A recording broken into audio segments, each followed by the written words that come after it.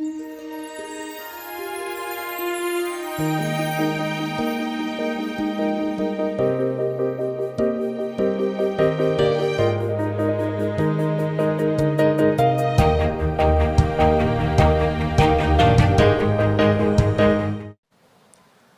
పరీక్షలో మనం మేలిమి బంగారం లాగా ఉండాలి అని సహజంగా మనం వింటూ ఉంటాం. మళ్ళీ చెప్తున్నా, దేవుడు మనకి అగ్ని పరీక్షలు పెడితే ఆ అగ్ని పరీక్షల్లో కాలిపోకుండా మనం మేలిమి బంగారం లాగా ఉండాలి అని మనం ఉపదేశంలో వింటూ ఉంటాం. అయితే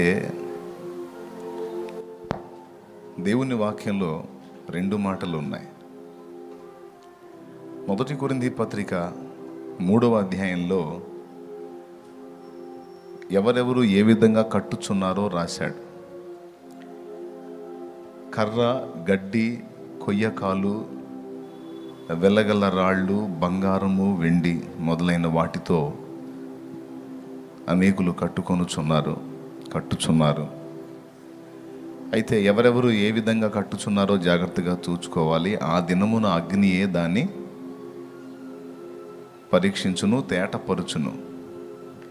ప్రభు ప్రతివాడు ఎలాగో కట్టుచున్నాడో లేదా కట్టుకున్నాడో దాన్ని అగ్ని చేత పరీక్షిస్తాడని రాయబడి ఉంది. మనకు తెలుసు, అది చాలాసార్లు చెప్పాను నేను. అది అపోస్తలుడైన పౌలు కొరింథీలోకి రాసిన 1 పత్రిక 3వ అధ్యాయం 12వ వచనంలో ఉంటుంది. అదే అగ్ని పరీక్ష. ఇక్కడ మన పనిని మనం ఎలా కట్టుకున్నామో తేటపరిచేదానికి అగ్ని ఉపయోగించబడింది. సో దీన్ని అనుసరించి మనం ఏం వింటూ ఉంటామంటే, దేవుడు ఒకవేళ నీకు నాకు అగ్ని పరీక్ష పెడితే అందులో మనం కాలిపోకుండా శుద్ధ సువర్ణంలాగా ఉండాలి, స్వచ్ఛంగా ఉండాలి, బలంగా ఉండాలి అని మనం వింటూ ఉంటాం. అయితే పేతురు రాసిన 1 పత్రిక 1వ అధ్యాయంలోనే ఒకసారి చూడండి. ఈ 1వ అధ్యాయంలో పరీక్షల గురించే ప్రస్తావిస్తాడు. అవసరాన్ని బట్టి అగ్ని లాంటి శ్రమలు కలుగుచున్నాయి అని మీరు తెలుసుకోండి. నానా విధమైన ఇబ్బందులు మీకు కలుగుతున్నాయి, కొంత ఇబ్బంది పడుతున్నారు, అయినా మీరు బాధపడకండి అని ఆ తర్వాత మాటల్లో చెప్తాడు. నశించిపోవు సువర్ణము అగ్ని పరీక్ష వలన శుద్ధిపరచబడుచున్నది కదా. ఆగు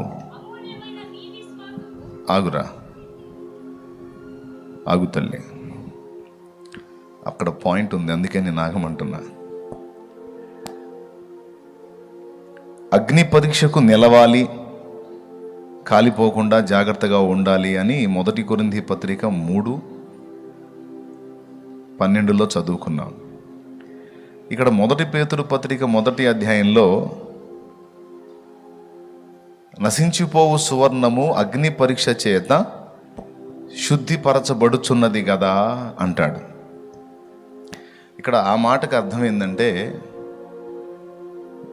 బంగారం అగ్ని చేత పరీక్షింపబడుతుంది అనేది వాస్తవం, అగ్ని చేత పరీక్షింపబడుతుంది అనేది వాస్తవం. అయితే ఇంకొక వాస్తవం ఏంటంటే, ఆ అగ్ని చేతనే అది శుద్ధీకరణ పొందుతుంది అనే విషయం మనకు గ్రహింపగలగాలి. హల్లెలూయా. అగ్ని పరీక్షకు నిలవాలి అంటే ఆ నిలిచేదానికి తగినట్టుగా మనల్ని అగ్నే సిద్ధపరుస్తుంది. మళ్ళీ చెప్తున్నా, అగ్ని పరీక్షకు మనం నిలవాలి అంటే మనల్ని అగ్నే శుద్ధీకరిస్తుంది, అగ్నే నిలబెడుతుంది. ఒక వచనం ప్రశ్నను ఇస్తే ఒక వచనం జవాబు ఇస్తుంది. అగ్ని పరీక్షకు ఎలా నిలవగలుగుతాను నేను అంటే అగ్నే నిలుపుతుంది. అందుకే అంటాడు, శోధింపబడిన మీదట నేను సువర్ణమై మార్పు చెందుతాను. అంటే శోధనలు, శ్రమలు, ఇబ్బంది కొలిమి మనల్ని శుద్ధ సువర్ణంగా మార్పు చెందేటట్టు చేస్తుంది. కాబట్టి అగ్ని పరీక్షకు భవిష్యత్తులో మనం నిలవాలంటే ముందు అగ్ని చేతనే మనం సిద్ధపరచబడాలి. ఏవేవి మనల్ని శుద్ధీకరిస్తాయి? మొట్టమొదటిది, మన దేవుడు దహించు అగ్ని అయి ఉన్నాడని హెబ్రీ పత్రిక 12వ అధ్యాయము చివరి లైన్ చెప్తుంది. మన దేవుడు దహించు అగ్ని అయి ఉన్నాడు. రైట్, అక్కడ పెట్టు ఆ విషయం. మన దేవుడు అగ్ని. రెండవది, పరిశుద్ధాత్మ అభిషేకము మనల్ని శుద్ధీకరిస్తుంది. పరిశుద్ధాత్మ అభిషేకము, మళ్ళీ చెప్తున్నాను, ఆత్మాభిషేకం. అపోస్తలుల మీదకి ఆయన ఎలా దిగి వచ్చాడని రాస్తుంది అపోస్తలుల కార్యం 2వ అధ్యాయంలో. మన శుద్ధీకరణ కొరకు దేవుడు వాడుతున్న 3 సంగతులు, 3 రకములైన అగ్ని. సింపుల్ మెసేజ్, బాగా తీసుకోండి మైండ్లోకి. ఇది మన శుద్ధీకరణ కొరకు, రేపు ఎదురయ్యే అగ్ని పరీక్షలో మనం నిలుచుట కొరకు, ముందుగానే దేవుడు మన శుద్ధీకరణ కొరకు దేవుడు వాడుతున్న 3 విధములైన అగ్ని. మొట్టమొదటిది అపోస్తలుల కార్యములు 2వ అధ్యాయంలో, పెంతెకోస్తను పండుగ నాడు వారంతా మేడగది మీద గ్యాదర్ అయినప్పుడు వారు ప్రార్థన చేస్తూ ఉన్నారు. 10 దినాలు దేవుడు ఇచ్చిన వాగ్దానం నెరవేరటం కోసం కనిపెట్టుకున్నారు. ఆ వాగ్దానపు నెరవేర్పు 10వ రోజు వారు పొందారు. వారంతా కూడి ఉన్నటువంటి ప్రదేశం అంతా కూడా మరి వెలుగుతో నింపబడింది. అగ్ని నాలుకలుగా విభాగింపబడి వారిలో ఒక్కొక్కరి మీద రాలగా వారు దాదాపు 14-15 రకాల భాషలతో, అన్య భాషలతో దేవుణ్ణి మహిమపరిచారు. బాగా గమనించాలి. అగ్నిగానే వారి మీదకి ఆయన వచ్చాడు. మీరు పరిశుద్ధాత్మలోనూ అగ్నితోనూ బాప్తిస్మం పొందుతారు అని యోహాను చెప్పాడు. అవునా? పరిశుద్ధాత్మతోనూ అగ్నితోనూ మీరు బాప్తిస్మం పొందుతారని చెప్పాడు. సో శుద్ధీకరణకు దేవుడు వాడుతున్న మొదటి అగ్ని అభిషేకము. Okay, number 1. నంబర్ 2, రెండవది, శుద్ధీకరణ కొరకు దేవుడు వాడుతున్న మరొక అగ్ని ఆయన వాక్కు, దేవుని వాక్యం. ఇర్మియా గ్రంథంలో అంటాడు, నా మాట అగ్ని వంటిది కాదా, బండలను బ్రద్దలు చేయు సుత్తె వంటిది కాదా అంటాడు. కాబట్టి శుద్ధీకరణ కొరకు ఆయన మనకి వాక్యమును ఉదకము చేత స్నానం చేయించడానికి వాక్యాగ్నిని, వాక్య ఉదకాన్ని మన కొరకు సిద్ధపరిచాడు, అది మనకు అనుగ్రహించాడు. సో మన శుద్ధీకరణ కొరకు దేవుడు వాడిన లేదా వాడుతున్న మరొక అగ్ని వాక్యాగ్ని. చూడండి, మనలో ఏ చెత్త, ఏ కల్మషం దాగి ఉన్నా వాక్య ఉపదేశం వెలువడుతున్నప్పుడు కాల్చబడతా ఉంటుంది. Praise the lord, hallelujah. So మారుమూలలో దాగిన చెత్తని కూడా సమస్తము కాల్చగల శక్తి అగ్నికి ఉంది కనుక ఆ అగ్ని పేరు వాక్యాగ్ని. ఓకేనా? తన వాక్యముతో నన్ను కాల్చిన, వాక్యంతో కాల్చడం ఏంటి? దేవునికి స్తోత్రం కలుగును గాక. వాక్యంతో కాల్చడం ఏంటి అంటే ఇదే, మన ఆంతర్యంలో దాగి ఉన్న చెత్తని, కల్మషాన్ని కాల్చేసే శక్తి వాక్యానికి ఉంది. కాబట్టి వాక్యం ఒక అగ్ని. 2, 3వ అగ్ని శ్రమలు. పిల్లరా, మనుషుల వ్యక్తిత్వాల్ని మనం పరీక్షించుకుంటే చిన్ననాటి నుంచి నానావిధ బాధల్లో, శ్రమల్లో నలిగిపోయి ఆ శ్రమల కొలిమిలో పెంచబడినటువంటి వ్యక్తుల వ్యక్తిత్వాలు ఒక రకంగా ఉంటాయి. చిన్ననాటి నుంచి ఏ నొప్పి, బాధ తెలియకుండా, ఏ సెగ తగలకుండా, ఏ అగ్ని తగలకుండా ప్రశాంతంగా పెరిగిన మైండ్ సెట్లు వేరుగానే ఉంటాయి. చిన్ననాటి నుంచి కూడా ఏ విధమైన శ్రమని రుచి చూడకుండా, ఏ నొప్పి తగలకుండా పెరిగినటువంటి వాడు అహంభావిగా, గర్విష్టిగా, ఇక వేరే మార్గాల్లో వాడు కనబడతాడు.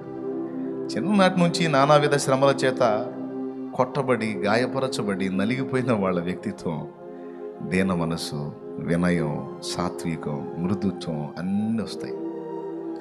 మామూలుగా లోకపరంగా చూసుకున్నా కూడా, అవునా? మనం అనుకుంటాం ఆయనకి ఎందుకు తెలియదండి పాపం, కష్టపడి పైకి వచ్చినాడు, ఆయనకి మన బాధలు తెలుసు అందుకే అట్లా స్పందిస్తున్నాడు అంటాం. కష్టం అనే అనుభవం తెలియకుండా ఒకడు పెరిగాడు అనుకో, వాడికి ఏం తెలుసురా మన బాధలో? ఏనాడన్నా వాడు పడితే కదా. వాడికేరా బాబు శ్రీమంతుడి బిడ్డ, సమృద్ధి కలిగిన వాడి సంపన్నుడి బిడ్డ, వాడి చిన్ననాటి నుంచి కూడా సమృద్ధిగా పెరిగాడు కాబట్టి వాడికి మన బాధలు తెలియదు అనుకుంటాం. అదే కష్టపడి పైకి వచ్చినటువంటి వ్యక్తిని మనం చూసినప్పుడు, కష్టపడి పైకి వచ్చాడు, అందరి బాధలు తెలుసు ఆయనకి, అందుకే ఇలా స్పందిస్తున్నాడు. సో శ్రమలు మన వ్యక్తిత్వాన్ని శుద్ధిపరుస్తాయి. అందుకే దేవుడు తప్పనిసరిగా శ్రమలని వాడుకుంటాడు మన విషయంలో, మన క్షేమాన్ని కోరి, మన మేలు కోరి. మనం వాటి నుంచి విడుదల పొందాలని ఎప్పుడు తప్పిస్తూ ఉంటాం. అందరి సోపాదే, నాకు బాధలు ఎక్కువ ఉన్నాయి, నాకు ఇబ్బందులు ఎక్కువ ఉన్నాయి, నాకు సమస్యలు ఎక్కువ ఉన్నాయి, నాకు అయ్యి అని ఎక్కువ వేదన పడతా ఉంటారు. తప్పులేదు, బాధను అనుభవించేవాడికి తెలిసిందని ఇప్పుడే కదా చెప్పాను. ఇవన్నీ నాకు బాగా నన్ను ఇబ్బంది పెడుతున్నాయి అని మనం చెప్పుకుంటూ ఉంటాం, కానీ అది తప్పనిసరి అవసరతను బట్టి దేవుడు మనకు అనుగ్రహించాడని ఆలోచన చేయం. అదే పేతురు పత్రికలో చెప్పాడు, అవసరాన్ని బట్టి నీకు ఆ పరిస్థితి వచ్చింది, అవసరాన్ని బట్టి నీకు ఆ శ్రమ వచ్చింది, అవసరాన్ని బట్టి నీకు ఆ సమస్య వచ్చింది, అవసరాన్ని బట్టే నీకు ఆ బలహీనత వచ్చింది, అవసరాన్ని బట్టే నీకు ఆ ఇబ్బంది వచ్చింది, అవసరాన్ని బట్టే ఆ నింద వచ్చింది, అవసరాన్ని బట్టే ఆ అప్పు అయింది, అవసరాన్ని బట్టే ఆ బలహీనత నీకు సంప్రాప్తమైంది. నువ్వు ఏది అన్నా చెప్పు, అవసరాన్ని బట్టే అని చెప్తాను నేను, ఎందుకంటే వాక్యం అదే చెప్పింది కాబట్టి. ఈ విధంగా మనకు అనుగ్రహించబడేటువంటి సకల విధములైన శ్రమలన్నీ కూడా ఏకమై మనకు మేలు తీసుకొని వస్తాయి, మన మేలుకే జరుగుతాయి. ఇది తిరుగులేని సత్యం. కాబట్టి దేవుడు మన శుద్ధీకరణలో వాడే మూడవ అగ్ని శ్రమలు. అదే అక్కడ చెప్పాడు, అవసరాన్ని బట్టి అగ్ని వంటి శ్రమలు. ఈ అగ్ని లాంటి శ్రమలో మనల్ని పూర్తిగా కాల్చేయటానికా, లేకపోతే మనలో ఆ మస్టు మాలిన్యాన్ని కాల్చేయడానికా? ఏం కాల్చేయడానికి? అదే చెప్పాడు అన్నమాట, శోధింపబడిన మీదట నేను సువర్ణమై మారేదను. బంగారం ఒక విధమైన రాతి నుండి తీస్తారు. ఆ రాతిలో బంగారము మరియు మట్టి రెండు మిక్స్ అయి ఉంటుంది. బంగారం కొట్టోళ్ళు వాళ్ళు చేసే వర్క్ తెలుసుగా తమ్ముడు, నీకు వంశీ తెలుసుగా, రెండు కలిసి మిక్స్ అయి ఉంటుంది. మళ్ళీ చెప్తున్నా, బంగారం ఒక రాతి నుండి తీస్తారు. అందులో తీసే ముడి బంగారంలో బంగారము మరియు మట్టి లేదా మాలిన్యం లేదా మురికి లేదా మస్టు మిక్స్ అయి ఉంటుంది. అది రెండు మిక్స్ అయి ఉన్నప్పుడు దాంతో నగ చేస్తే కొన్ని ఇబ్బందులు కలుగుతాయి. ఆ మట్టి బంగారం యొక్క బలాన్ని దెబ్బతీసే అవకాశం ఉంది. నంబర్ 1, ఆ మట్టి లేక ఆ మురికి మాలిన్యం బంగారం యొక్క తేజస్సును ఆపేసే అవకాశం ఉంది. అంత చెమకాయింపు ఉండదు. అర్థమైందా? ఆ మట్టి బంగారం యొక్క విలువను చాలా తగ్గించే అవకాశం ఉంటుంది. అర్థమైందా? కాబట్టి ఇప్పుడు బంగారంలో గట్టితనం రావాలంటే మట్టి తొలగిపోవాలి. లేకపోతే బంగారం అయినా సరే అది మెత్తగా ఉంటుంది, అది అంత పటిష్టంగా ఉండదు. మట్టి మిక్స్ అయితే సిమెంట్ బిల్డింగ్ కూడా ఎఫెక్ట్ అయిపోద్ది. కాబట్టి బంగారం అంటే పరలోక సంబంధమైనటువంటి వ్యక్తిత్వం, మట్టి అంటే భూ సంబంధమైంది. ఈ పరలోక సంబంధిలో ఈ భూ సంబంధమైన మట్టి కొంత మిళితమై ఉంటుంది. కొద్దిగా అర్థం చేసుకోవడానికి ప్రయత్నం చేయండి. ఈ పరలోక సంబంధిగా దేవుని రికార్డులోకి ఎక్కినటువంటి ఈ మనుష్యుడు లేక నువ్వు నేను ఎక్కడి వారంగా నిర్ణయించబడ్డా, మన పౌరత్వం ఎక్కడిది అంటే అక్కడిది. కానీ ఇక్కడ ఉన్నాం, మట్టి లోకంలో ఉన్నాం. బంగారమే మనల్ని అందరినీ నా బంగారాలు అని రాసుకున్నాడు. దేవా నన్ను బంగారు తల్లి బంగారు తండ్రి అని ముద్దాడావుగయ్యా, మరి ఎందుకయ్యా నన్ను ఇలాగా కొలిమిలో కాలుస్తున్నావు అని అంటే, నువ్వు బంగారానివే కానీ కొద్దిగా మట్టి మిక్స్ అయి ఉంది, అందువల్ల గట్టితనం నీలో కొరవడింది. అందుకని ఈ అగ్ని పరీక్ష చేత లేదా ఈ అగ్ని చేత నీలో ఉన్న ఆ మట్టిని తొలగించే పని చేస్తున్నాను. మట్టి ఎక్కడిది? ఇక్కడిది. బంగారం దేనికి సాదృశ్యంగా ఉందంటే పరలోకానికి, పరలోక మహిమకు సాదృశ్యంగా ఉంది బంగారం. దేవునికి మహిమ. అదేందన్నా బంగారం అంటే ఇంకా పరలోకం అంటున్నా, బంగారం కంటే విలువైనవి చాలా ఉన్నాయి అని మీరు అంటారేమో. బంగారం కంటే విలువగా ఎంచబడ్డది ప్లాటినం ఒకటి ఉంది. ప్లాటినం బంగారం కంటే కూడా ఖరీదు. కానీ ఆశ్చర్యం ఏంటంటే ప్లాటినం స్టీల్, ఒరిజినల్ స్టీల్ లాగా ఉంటుంది. ప్లాటినంతో ఎవరైనా హారం చేయించుకున్నారనుకో, హారం చేయించుకొని, వడ్డాణం చేయించుకొని, చెవులకి చేయించుకొని, నెత్తి మీద ఇది చేయించుకొని, దేంతో? ప్లాటినంతో. పెళ్ళికి వెళ్ళారనుకో, మెంటల్ది ఏంటి అన్ని స్టీల్ పెట్టుకొని వచ్చింది అనుకుంటారు. ఇక ఆమె మనిషికి చెప్పుకోవాలి, అక్క ఇదేంటో తెలుసా, స్టీల్ అనుకున్నారు ప్లాటినం అని చెప్పుకోవాల్సి వచ్చింది. అదే గోల్డ్ పెట్టుకుందనుకో, అది రోల్డ్ గోల్డ్ అయినా సరే, చాలా పెళ్ళిళ్ళలో కనపడేది అదే. చాలామంది అమాయకంగా మోసపోతూ ఉంటారు. ఆమె చూసావా ఒళ్ళంతా దిగేసింది, బుస్సే, అంతా రోల్డ్ గోల్డ్ ఎక్కువ ఉంటుంది. ఒరిజినల్ గోల్డ్ పెట్టుకొని రావచ్చు, కానీ భర్త చెప్తాడు అన్నమాట, ఈ గోల్డ్ ఉంటే నిన్ను సాగు కొడతారు, అందుకని రోల్డ్ గోల్డ్ వేసుకో, ఒరిజినల్ ఉంటే ఉంది, అంతగా ఎవరైనా డౌట్ వచ్చి అడిగితే ఇంటికి వచ్చి చూపిద్దాం, ఇబ్బంది ఏం లేదు. అర్థమైందా? చాలా వరకు పెళ్ళిళ్ళలో మనకు కనపడేదంతా బుస్సు గోల్డే, అంటే రోల్డ్ గోల్డ్. కాబట్టి బంగారు వర్ణం ఉన్నటువంటి రోల్డ్ గోల్డ్ అయినా సరే దాని విలువే. అదేందో మరి, దాని వర్ణం తగిలితేనే ఆశ్చర్యంగా ఉంటుంది. అంతకంటే విలువైన ప్లాటినం అదంతా ఎన్నిక చేయబడదు. కాబట్టి ఇప్పుడు టాప్లో ఏది? బంగారమే. సో బంగారం పరలోకానికి, మట్టి భూలోకానికి గుర్తు. ఈ రెండు మిక్స్ అయిన వాడే మనిషి, ముఖ్యంగా రక్షింపబడినవాడు పరలోక పౌరుడు, పరలోక సంబంధి లేక బంగారం. వాడు ఈ భూమిలో ఉన్నాడు, భూ సంబంధమైన ఆదాము సంబంధమైనటువంటి జీవం ఇంకా వాళ్ళలో పనిచేస్తున్న కారణం చేత కొంత మట్టి సంబంధమైన లక్షణాలు, మెంటాలిటీ, మైండ్ సెట్ ఉంటుంది, కొంత మట్టి వాసన ఉంటుంది. ఇది ఏమేం చేస్తుంది? బంగారానికి బలం తగ్గిస్తుంది, బంగారానికి వన్నె తగ్గిస్తుంది.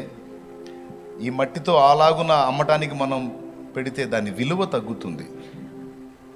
అవునండి, ఇందులో మట్టి చాలా ఉంది, ఇది అంతా శుద్ధి చేసుకొని అంతా దీన్ని మేలేం చేయాలంటే ఎంత అయింది, ఎంత చాకిరి.